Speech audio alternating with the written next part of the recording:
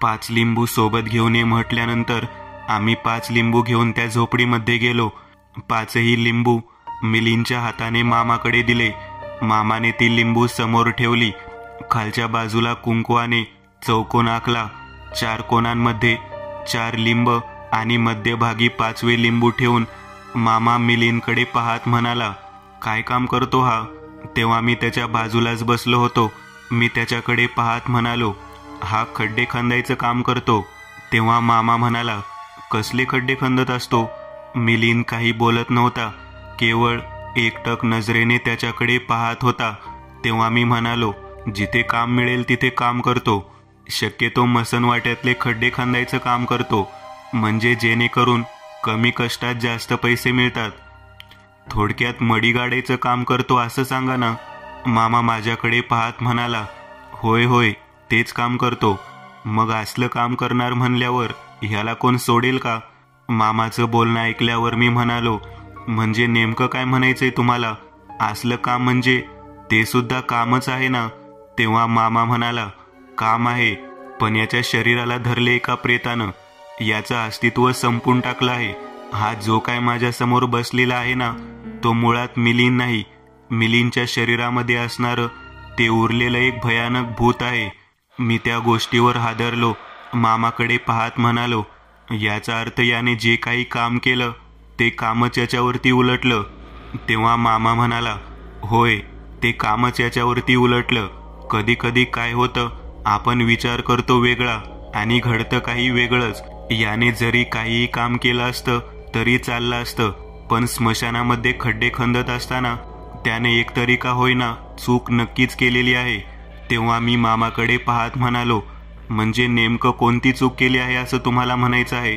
तेव्हा मामा म्हणाला, थांब ना थांब, आज रात्री कळेल याने काय चूक केली आहे ते. मी मामाकडे परत एकदा पाहत म्हणालो, म्हणजे आज रात्री ते थांबावं लागेल. मग याला घेऊन जातोस का घराकडे? तुला काय वाटतं, याला घरी नेल्यानंतर हा शांत बसेल? अजिबात नाही. मुळात हा व्यक्ती जो आहे तो मिलिंद नाही.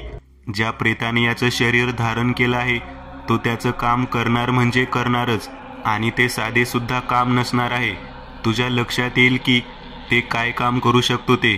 त्यावेळेला मी मिलिंदकडे पाहत म्हणालो, मिलिंद, अरे मिलिंद, मामा इथेच थांबायचं म्हणत आहेत.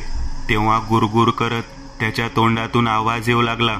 त्याने माझ्याकडे रागाने पाहिलं आणि मला म्हणाला, सत्या, तू यात पडू नकोस. मला माझ्या घरी जाऊ दे. सोड मला इथून. तुला मी अगोदरच सांगितलं होतं मला इकडे यायचं नाही, परंतु तू माझ्या हातात गोप बांधून इथपर्यंत घेऊन आलास. आता मी इथे थांबणार नाही. मला घरी जाऊ दे. मी त्याचं बोलणं ऐकल्यानंतर चांगलाच हादरलो. सामान्य व्यक्तीप्रमाणे वागणारा माझा मित्र चक्क बोलत घरी जाण्याची भाषा करत होता. काय कारण होतं तेच समजायला भाग नव्हता. याच्या बाबतीमध्ये जे काही असं जाणवत होतं ते खूप वेगळं होतं. इथं थांबायला तो तयार नव्हता. याच्या पाठीमागे काय कारण असू शकतं असं सरळ सरळ मी विचारलं. तेव्हा मामा म्हणाला, हा मुळात तुझा मित्र मिलिंद नाही. हा जो कोण आहे तो स्वतःचं अस्तित्व दाखवण्याचा प्रयत्न करत आहे. त्याचं अस्तित्व हे आज माझ्या समोर येईल. त्यामुळेच म्हणतो की घरी जाण्याची काही गरज नाही. तू मुळात याला घरी घेऊन जाऊच नकोस. तुझ्या जर मित्राला वाचवायचं असेल तर त्याला इथेच राहू दे. मी म्हणालो, ठीक आहे, मग मी घरी फोन करून सांगतो की आम्ही इथेच थांबणार आहोत. तेव्हा मामा म्हणाला, अजून 2 व्यक्ती लागतील याला आवरायला. तू एकटा काफी होणार नाहीस. तुझ्यासोबत अजून 2 जण लागतील. तेव्हा मिलिंद खाली दोन्ही हात टेकवत वर पाय करू लागला. त्याचं असं विचित्र वागणं पाहून मी म्हणालो, अरे असं का करत आहेस तू? तेव्हा तो म्हणाला, आता मी उलटाच राहणार. मी तर सरळ बसू शकत नाही. माझा खेळ चालवला आहे का तुम्ही? मला सोड. मला इथून जाऊ दे. या समोरच्या मामाला सुद्धा सांग मला आजची रात्र जाऊ दे. मी परत येईन. माझं काम राहिलं आहे. मी परत येईन. त्याचं हे बोलणं ऐकल्यानंतर मामा माझ्याकडे पाहत म्हणाला, सतीश, याला नेमकं काय करायचं आहे ते विचार बरं. मी त्यावेळेला त्याच्याकडे पाहत म्हणालो, तुझं काम तरी काय आहे? नेमकं तुला काय करायचं?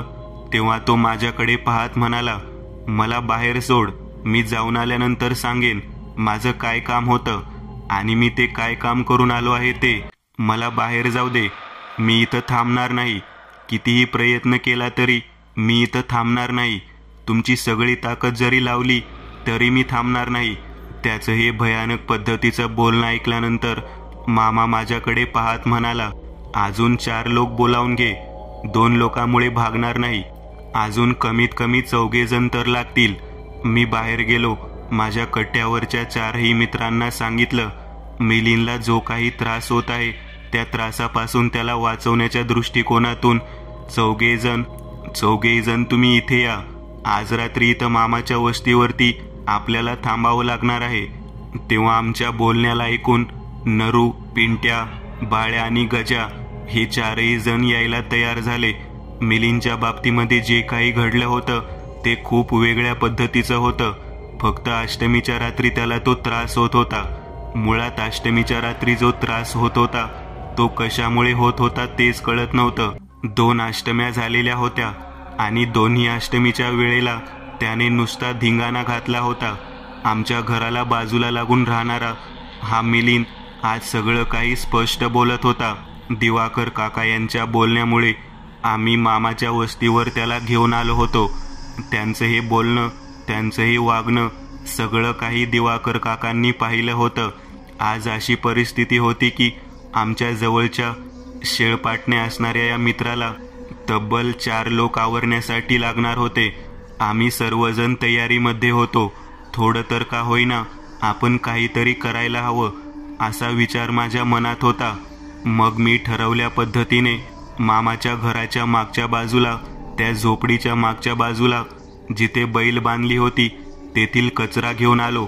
मला माहीत होतं हा जो काही भाग आहे तो नुसत्या माणसांनी आवरता येणार नाही. याला थांबवण्यासाठी नक्कीच दोरखंडाची गरज पडणार. आणि मग तो दोरखंड बाजूला घेऊन आलो. मामा समोरच मिलिंद बसलेला होता. तो मामा बरोबर चित्रविचित्र पद्धतीने बोलत होता. मामाने त्याच्या जवळचा मोरपिसारा जोरात खाली आपटला आणि त्याच्याकडे दाखवतो म्हणाला, तुझं काम काय आहे ते सांग, त्याशिवाय तुला सोडणार नाही. असं कोणतं काम आहे ज्याच्यासाठी तू याचं शरीर पकडलं आहेस? तुला मुक्ती नको आहे का? या पिशाच्य योनीतून बाहेर पडायचं नाही का? आज याचं शरीर धरलं, मी याचं शरीर तुला सोडायला लावीनच, पण तू कायमस्वरूपी भटकत राहशील. तेव्हा तो मामाकडे विचित्र पद्धतीने हातवारे करत म्हणाला, 1 रात्र फक्त वेळ दे मला. मी इथंच येतो, तुझ्या समोर येऊन बसतो. मग मला कशा पद्धतीने मुक्ती द्यायची तशी दे. माझं काम करण्यासाठी 1 रात्र महत्वाची आहे.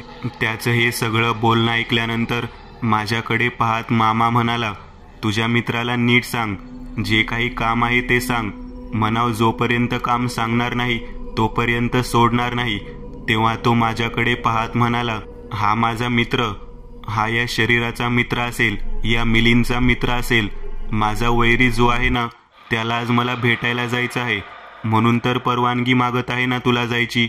पण तू मला इथं 5 लिंबाने अडकवून ठेवलं आहे. याने जर गोप बांधला नसताना तर मी इथे आलोच नसतो. तेव्हा मामा त्याच्याकडे पाहत म्हणाला, तो गोप साधा वाटला काय तुला?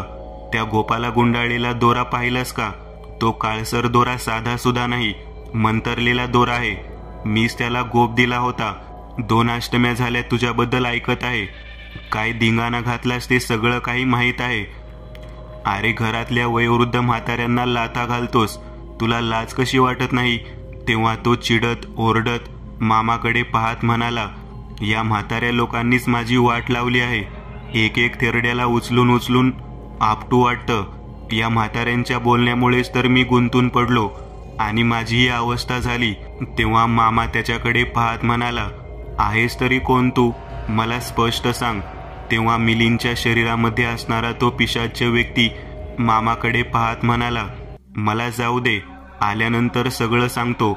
तेव्हा मी मामाला म्हणालो, 4 जण येत आहेत. तेव्हा माझ्याकडे बोट दाखवत तो म्हणाला, 4 जण बास होतील का तुला? 10 जण जरी आणले तरी मी जाणार म्हणजे जाणारच. त्याच्या या आव्हानाला उत्तर देत असताना मामा म्हणाला, बघू तुझ्या ताकद किती आहे ते. त्याच्या आव्हानाला उत्तर देताना मामाने जे काही शब्द बोलले होते ते ऐकल्यानंतर मला कळालं, खरंच दिवाकर काका म्हणतात त्या पद्धतीने मामाकडे अचाट तांत्रिक शक्ती आहे, त्यामुळेच तर मामा या पद्धतीने त्याला इथे थांबून ठेवणार आहे. रात्रीचे जेवण करण्याच्या दृष्टिकोनातून आम्ही सर्वजण एकत्र होतो. चौघेही मित्र आलेले होते.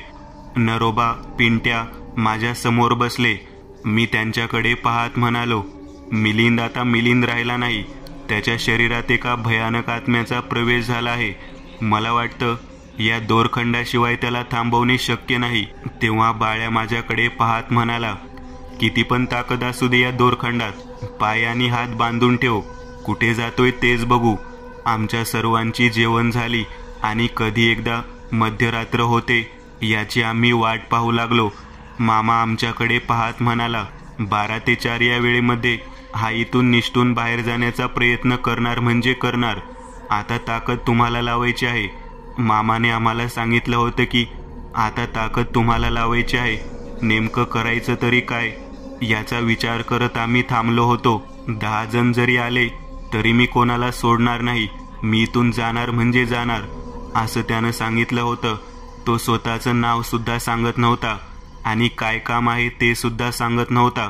नेमकं त्याला काय करायचं होतं हेच आमच्या लक्षात येत नव्हतं. बरोबर 12ला 10 मिनिट कमी होते.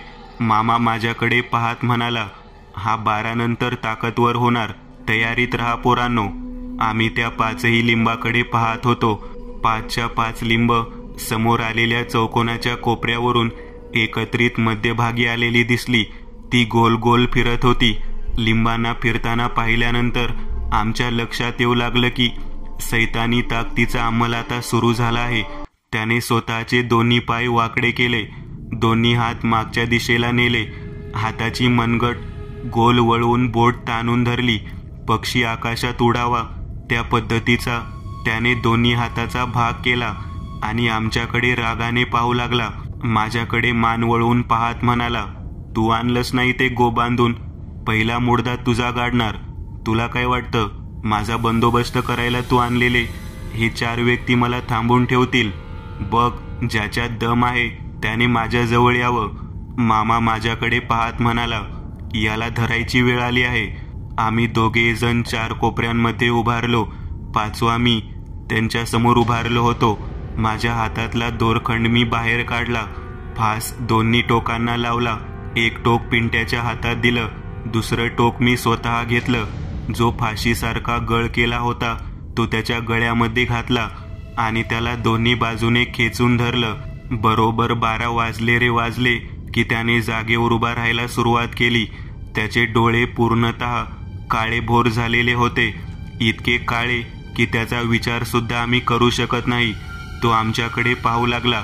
दात इतके घाणेरडे दिसत होते. त्याचा जबडा विचित्र पद्धतीने प्रेत कळालेल्या माणसासारखा दिसत होता. आमच्याकडे पाहत मोठ्याने ओरडला, लाव आता ताकद, लाव. तुझ्यात भरपूर ताकद आहे ना, लाव, ओढ.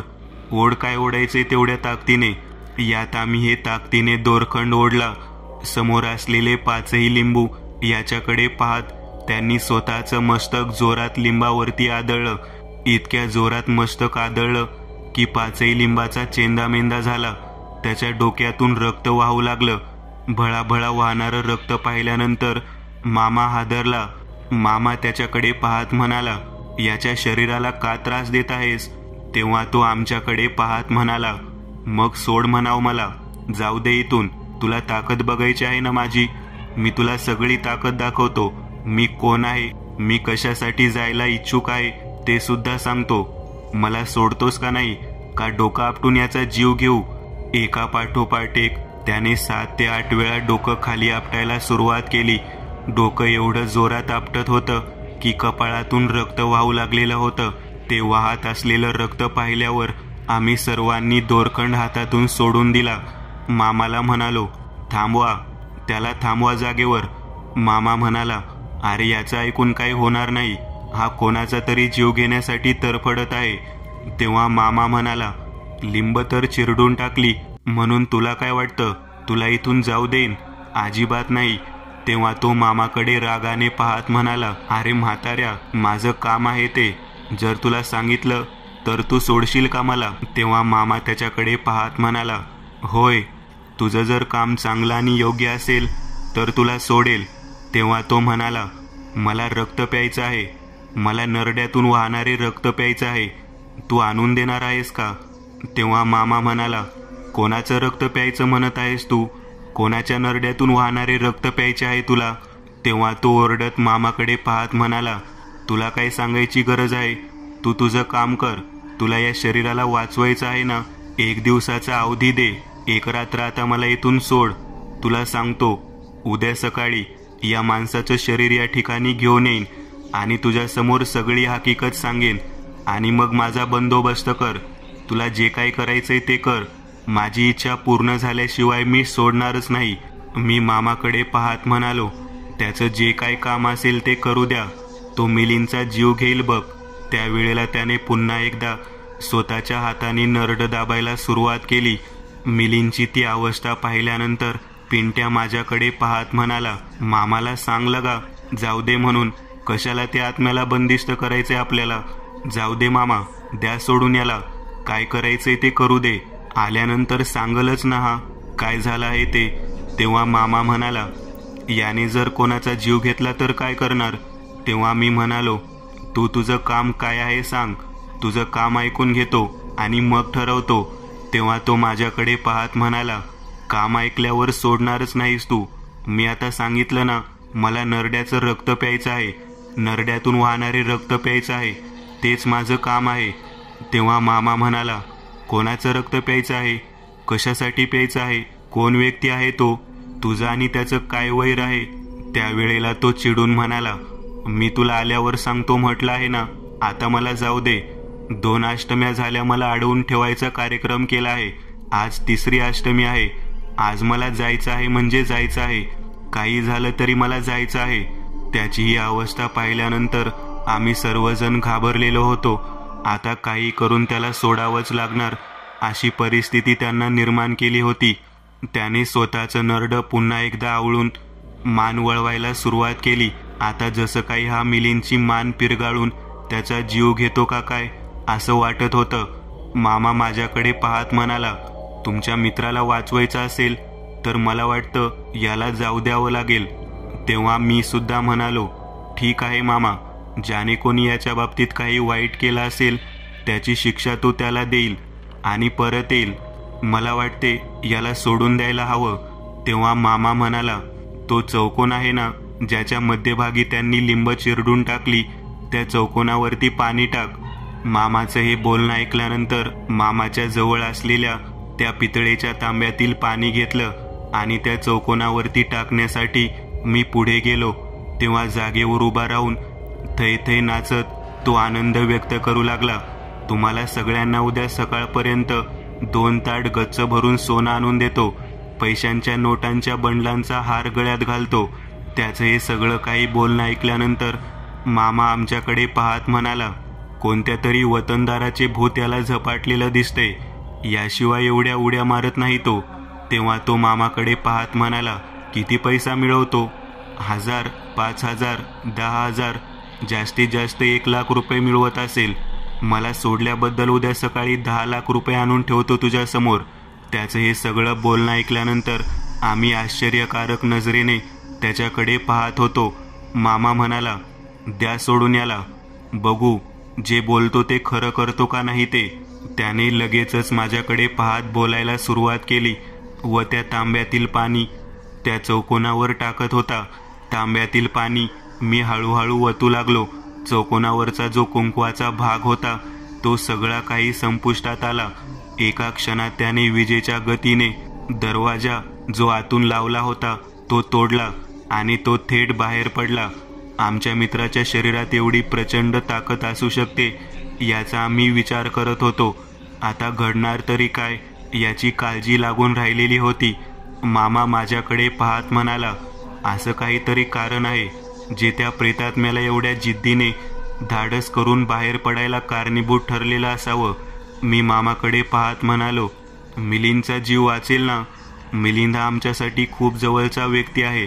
तो असा मित्र आहे की त्याचं कुटुंब आणि त्याचे मित्र हेच त्याच्यासाठी सर्वस्व आहे. मामा माझ्याकडे पाहत म्हणाला, तू परिस्थिती तर प्रत्यक्ष डोळ्याने पाहिलीस की काय घडलं आहे ते. त्याची अवस्था त्याचं वागणं, त्याचं ओरडणं आणि तो ज्या पद्धतीने त्याने समोर असलेल्या त्या लिंबाचा चुराडा केला, ज्या पद्धतीने डोक्यावरती, मस्तकावरती रक्ताळलेला भाग त्याने आपल्याला दाखवला, ते सर्व काही पाहिल्यानंतर मला वाटत नाही की तो रिकाम्या हाताने येईल.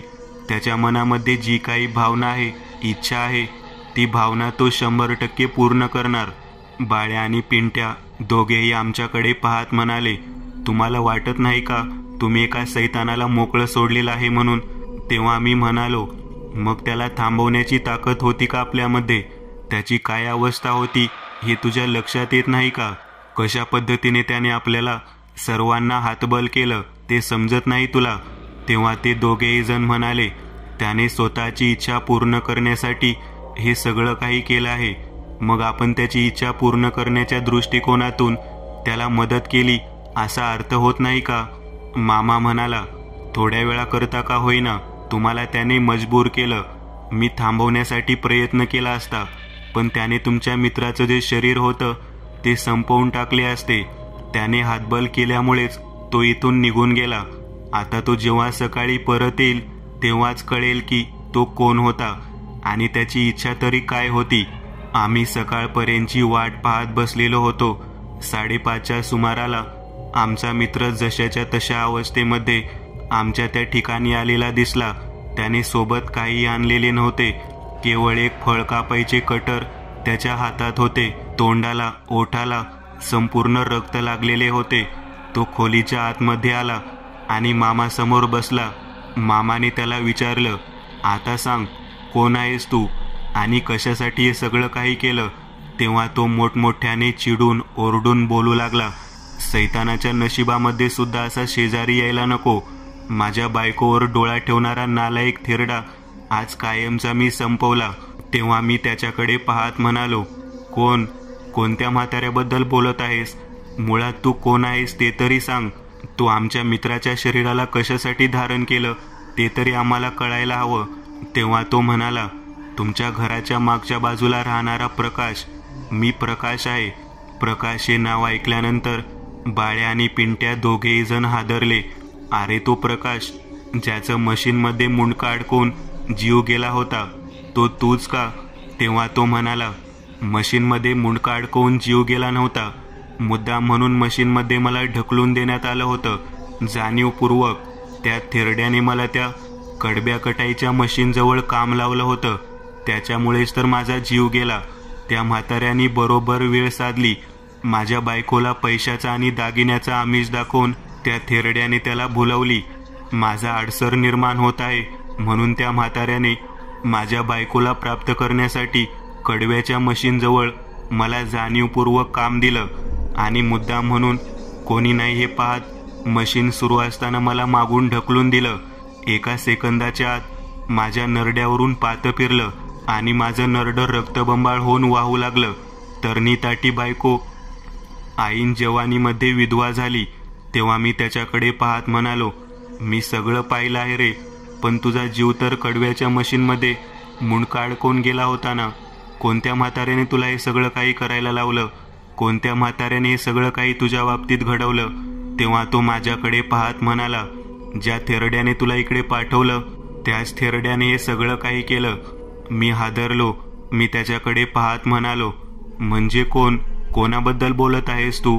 मामा त्याच्याकडे पाहत म्हणाला, कोणत्या म्हाताऱ्याबद्दल बोलत आहेस? तेव्हा तो म्हणाला, दिवाकर काकांबद्दल मी बोलत आहे. त्यांनीच तर सगळा खेळ मांडला होता. त्यानेच तर सगळं घडवून आणलं.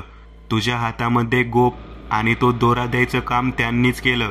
मीच माझं प्रेत ज्या वेळेला पुरण्यात आलं त्यावेळेला माझी सावली या मिलींच्या शरीरावर पडली आणि मला पूर्ण सावली पडल्यामुळे याचे शरीर धारण करता आलं. खड्ड्यामध्ये प्रेत पुरत असताना वरच्या बाजूने चौघांनी धरलं होतं आणि खाली मिलिंद होता. त्याच्या शरीरावर माझी सावली पडली, त्यामुळेच तर मी याला सोडलं नाही. मामा आमच्याकडे पाहत म्हणाला, प्रेताची सावली याच्या अंगावरती पडली, या कारणामुळेच तुमचा मित्र मिलिंद अडकला. मी म्हटलं ना, असं काहीतरी घडलं आहे आणि ते कारण आता समोर आले आहे. तेव्हा मी त्याच्याकडे पाहत म्हणालो, तू नेमकं केलंस तरी काय? तेव्हा त्याने सांगायला सुरुवात केली. त्या म्हाताऱ्याचा बंदोबस्त करून आलो. तू दिवाकर काका म्हणतोस ना, त्या म्हाताऱ्याने माझं जसं लग्न झालं तसं मला आणि माझ्या बायकोला काम देतो म्हणून आवर्जून त्याच्या कडबा मशीनवरती कामाला ठेवलं. माझ्या बायकोला नवीन सून आली, नवीन सून घरात आली म्हणत त्याने स्वतःच्या बायकोचे दागिने दिले. घरी जेवायला म्हणून मला आणि तिला 4-5 वेळा बोलावलं. माझ्या लक्षात आलं नाही त्या म्हाताऱ्याचं नेमकं म्हणणं काय होतं. एके दिवशी जेव्हा कडबा मशीनचं पातं तुटलं म्हणून त्याने मला शहराला पाठवलं, त्या दिवशी माझ्या बायकोला त्याने पैठणी साडी दिली आणि मोठा मोत्यांचा हार, सोन्याचा हार देऊ केला. बायको सोन्या नाण्याला आणि पैशाला भुलून गेली आणि त्याच्या घरामध्ये पैठणी साडी नेसत असताना ती भानावरती नाही राहिली. या नालायक म्हाताऱ्याने तिचा व्हिडिओ काढला आणि मग काय, पैसा आणि त्याने माझ्या बायकोला ब्लॅकमेल केलं. या दोन्ही गोष्टीला घाबरून माझी बायको त्याच्या अधीन झाली. जेव्हा माझ्या लक्षात ही गोष्ट येऊ लागली, संशय वाढू लागला, तेव्हा त्याने त्या कडव्याच्या मशीनजवळ मला काम लावून मला संधी साधत करकरीत तिन्ही सांजेला ढकलून देऊन माझा घात केला. मी त्यावेळेला त्याच्याकडे पाहत म्हणालो, आता तू कुठे गेला होतास आणि तू काय केलंस? तेव्हा तो माझ्याकडे पाहत म्हणाला, हा फळ कापायचा चाकू म्हणजे छोटासा कटर आहे. ज्या लोखंडाच्या पात्याने माझं नरडं कापलं गेलं होतं त्याच पद्धतीच्या पात्याने त्या थेरड्याला यमाकडे पाठवून आलो आहे. आता या मिलींचा मला काहीच उपयोग नाही. माझी इच्छा पूर्ण झाली आहे. सांग काय करू? मला मुक्ती हवी आहे. सांग मी काय करू? तेव्हा मामा त्याच्याकडे पाहत म्हणाला, जास्त वेळ लागणार नाही, काही वेळातच तुला मुक्ती मिळून जाईल. समोर असलेल्या त्या भंडाऱ्यामध्ये तुझं फुटलेलं डोकं बुडव. तो भंडारा मस्तकाला लागला की तुझा आत्मा या शरीरातून एका क्षणात बाहेर जाईल. आम्ही सर्वजण आश्चर्यकारक नजरेने मिलींकडे पाहत होतो. मिलींच्या शरीरामध्ये असणारा प्रकाश एका वेगळ्याच आनंदात होता. आमच्या लक्षात आलं, एका प्रेताच्या सावलीमध्ये अडकलेला मिलिंद किती भयानक रीतीने त्रास सहन करून आज बाहेर पडणार होता. खऱ्या अर्थाने प्रेताची सावली काय असते ते आज आमच्या लक्षात आलेलं होतं. एका क्षणात तो पुढे गेला आणि त्याने आपला कपाळाचा भाग समोर ठेवलेल्या त्या पत्रावळीतील भंडाऱ्यावरती टेकवलं. डोकं फटकन फुटून त्यातून मांस जसं बाहेर यावं त्या पद्धतीने जोराचा आवाज झाला आणि मिलींच्या शरीरातील ती काळी शक्ती वरच्या आकाशाच्या दिशेने काळसर रंगाने प्रज्वलित होऊन निघून गेली.